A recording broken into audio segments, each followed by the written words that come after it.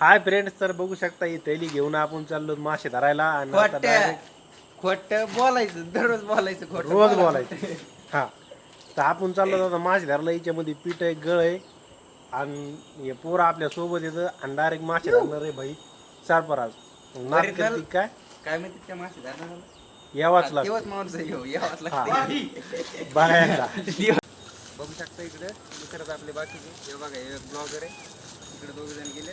तर बाय हो, आता भयान टाकला जस्ट मध्ये ग. काय बाबा, आता बघू त्याला मासा. पहिल्या गळाला पहिला मासा लागलेला भाई डायरेक्ट. बघू शकता भाई हो तुम्ही, नाद करते काय या वाट लागतंय. मासे धरायला.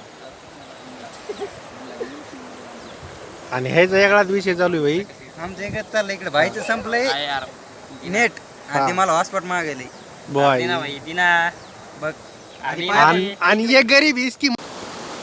तर बाया तुम्ही बघू शकता, एवढं अशी फील आणि एवढी मजा फक्त गावाकडे येऊ शकते. तुम्ही अशी मजा सिटीमध्ये घेऊ शकत नाही. आणि एवढं आपण भारी वाटलं इथं गावामध्ये. पाणी की नाही भाई, खतरनाक भाई. पाण्यात पाय की असे सोडून आपण बाटलेलो आहे भाई. फील आणि एन्जॉय. पोरं मासे धरते तर आपण असे पायानं इथं मस्त डवळीत बसलोय पाण्याला. तर बाय आपण इकडं मासे धरायला आलो, तुम्हाला माहिती आहे.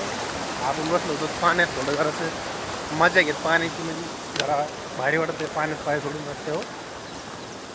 पण भाई यायला लागला आता पाऊस. आता पावसा पाण्याचं 4-5 मासे तर झाले तर मारतान रे, मारतान पावसा पाण्यात जा घरी. हा, तर 4-5 मासे झाले तर भाई. आता तर आपण 2-4 बाऱ्या ट्राय केलं, पण आपल्याला झाट एक तर मासा नाही सापडला आणि काहीच नाही सापडला. आता आपण हे ठेवून देणार होतं, याला गळगिळ आड केलेलं आहे भाई. आणि बास आपली जिरली. आता आपण नसतो धरीत मासे.